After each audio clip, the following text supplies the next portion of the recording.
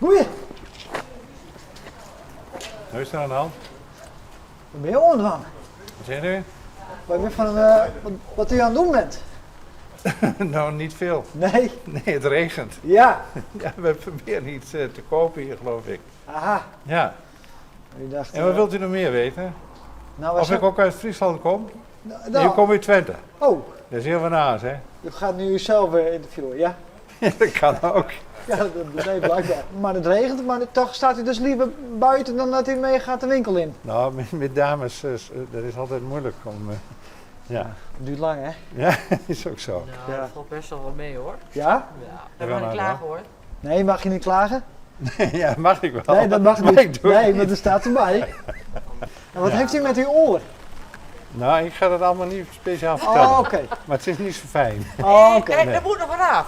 Ja, dat moet nog Ja, iets en aan. mijn man Oh. schildert altijd en dan noemen we hem altijd Picasso. Maar vanaf, nou ja, over 14 dagen, dan denk ik dat we hem toch wel Van Gogh gaan noemen. Juist. Ja. We kunnen beter daar gaan staan, want het regent voor u ook niet. De hele tijd hoor.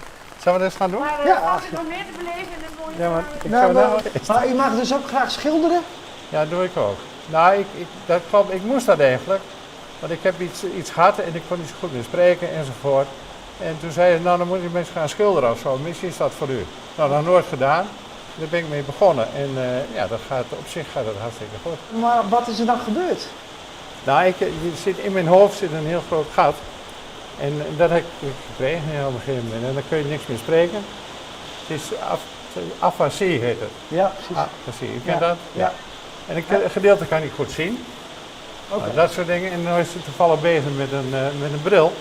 Dus een of andere man die er verstand van heeft.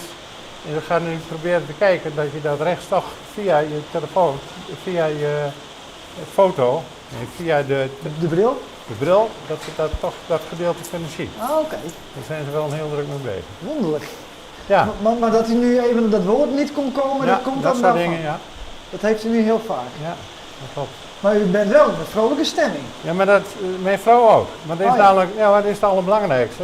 Maar En goed, dan kunt u toch met een bepaalde vrolijkheid vooruitkijken. gelukkig wel. Ja.